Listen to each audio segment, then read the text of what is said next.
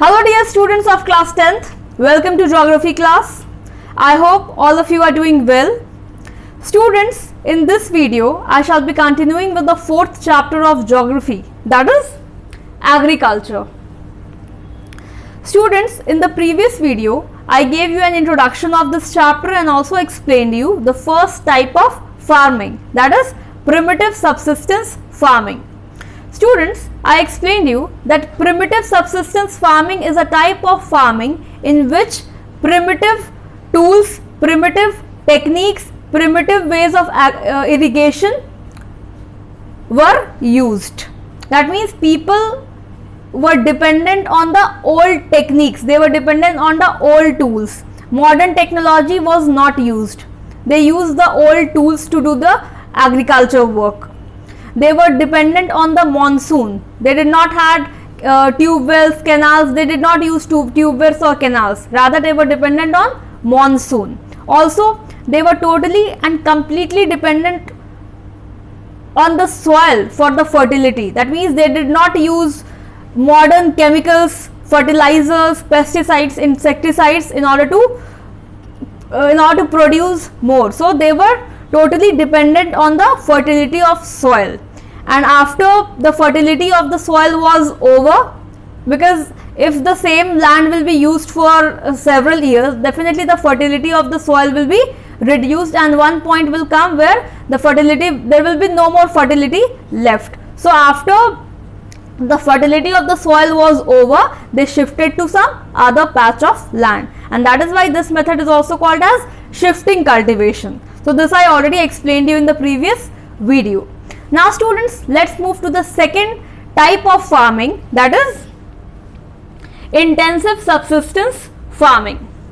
Now see, as the population increases or as the population is increasing, there is more demand for food grains. Definitely if the population will increase, the population will demand for food grain. So this is a type of farming in which, so cut this line. So this is a type of farming which is practiced in areas of high population.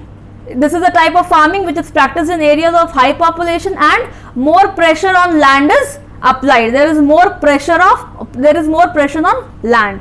One more thing students, it is a labor intensive farming method. Now what do you understand by labor intensive farming method? See, as I told you that the population is increasing, so the population will need work. They will not be left so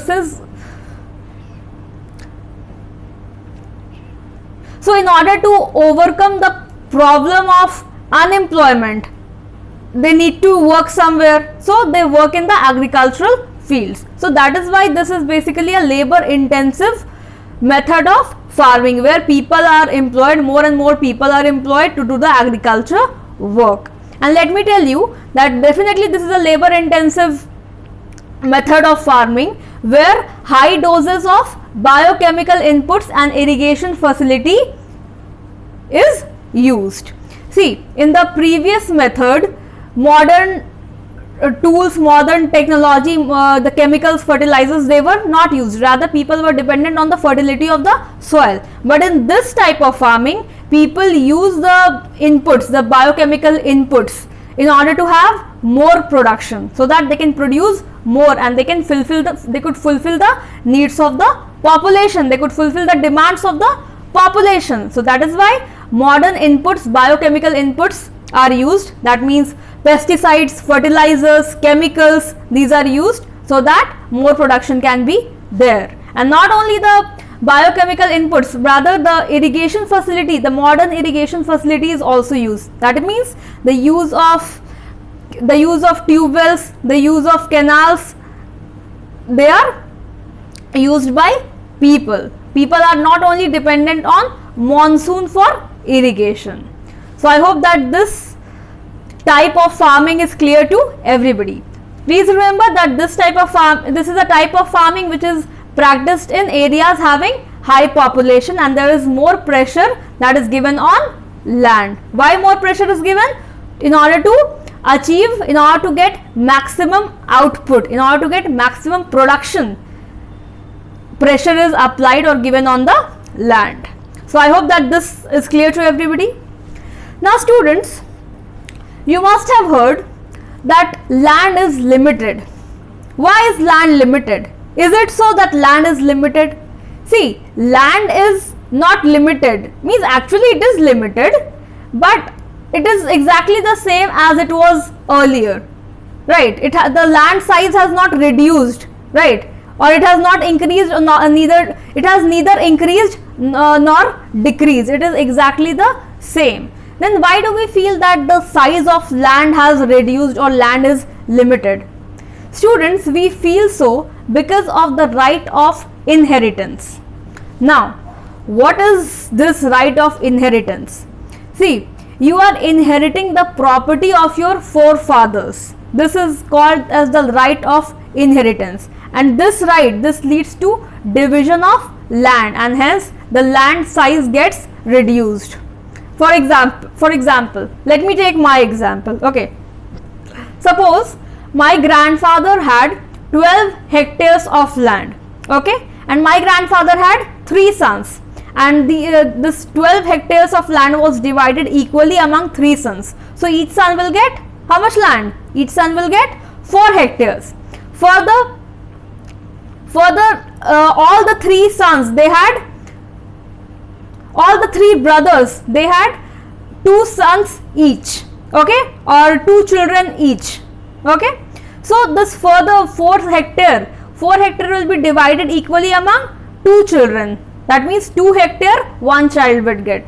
So as a result of which the land, this 12 hectare of land is divided into small plots of land, and as a result we feel that land is limited, because we have acquired the land from our father and forefathers, from our ancestors, as a result of which we find that land is limited. But actually it is not so. It is only because of the right of inheritance there is division of land. Okay. See children, the land size is reduced, but still the farmers are continuously working, because if they will not work on that small plot of land also, then what will happen? Since there is no other alternative for them, so from where they will earn their living, so there will not be any option left for them. So even from that small plot of land, they are continuously working in order to obtain high output, in order to obtain more output, in order to get more production. Because if they will not work, their livelihood will be greatly affected, and not only their livelihood will be affected, but the population, from where will the population get food? So that is why even the plot of land has reduced because of division, because of right of inheritance. The farmers are continuously working in order to obtain more and more output from it. So I hope this second method of farming is clear to everybody. Now students, let's proceed with the third type of farming, that is commercial farming. Now you must have heard about this word commercial. This is for commercial purpose. This land is for commercial purpose. You must have heard this.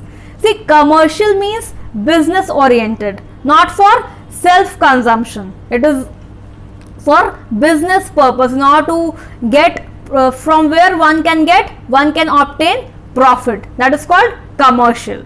Now what is this commercial farming?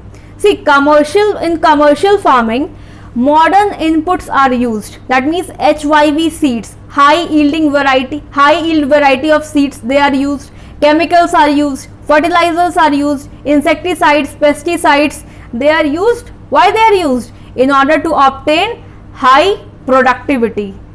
See, in the previous type of farming also high doses of biochemicals were given, but in this type of farming even higher dose, means I would say the highest dose of biochemicals and irrigation facility is provided in order to get more production, because this is not meant for self consumption. This is meant for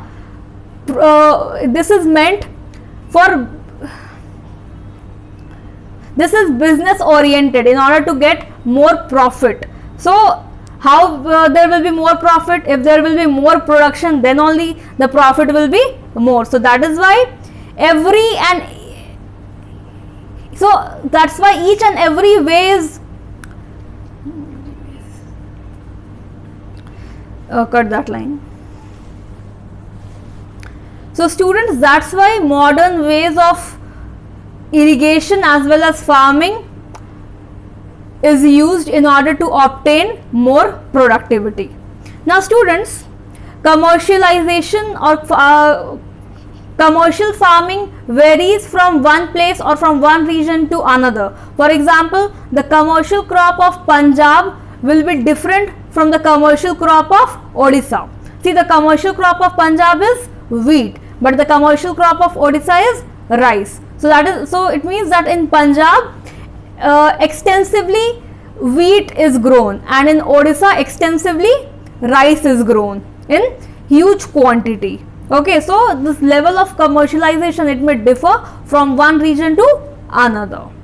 Now let me tell you the features. Now let me explain you the features of commercial farming.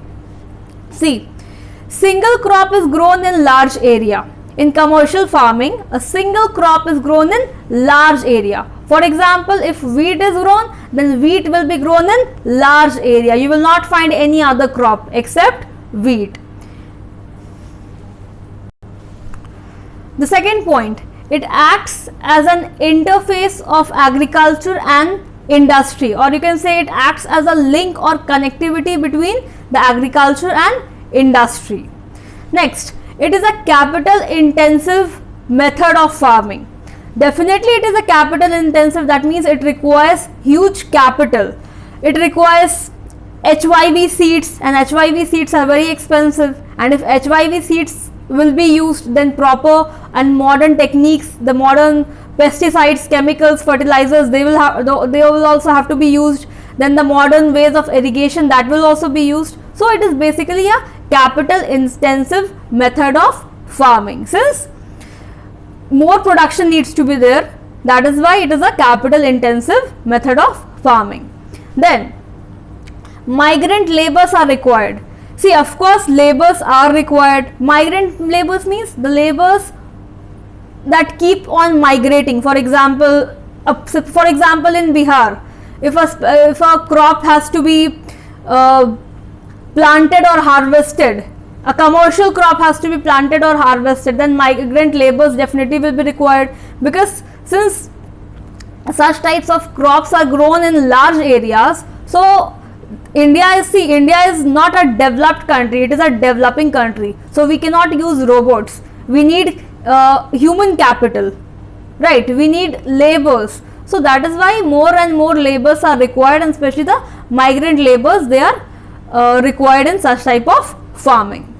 Then students, it is a connectivity to market and processing industry, as the produce is used as raw material in industries. Now, how is the produce used as or act as raw material in the industry? See, if I talk about banana chips, what will be the raw material for banana chips? Banana will be the raw material for banana chips. So where is banana grown? In the industry or in the farm? Definitely in the farm. So that banana acts as raw material for industry. So it is connecting agriculture with industry, right? It is connecting the primary sector with the secondary sector. Then students, since all the production, this is basically done for market, the produce is basically meant for the market. So how it will reach the market? How it will reach the market? There has to be proper transportation facility, proper communication facility. So it creates a link between these two, and as a result of which, not only the agriculture and the industry develops, rather the link, that means the communication industry, the telecom industry, that is also developed. Now students, let me tell you that plantation is a type of commercial farming. Now what is plantation? See, I have already explained you this term. Plantation means a single crop is grown on large area.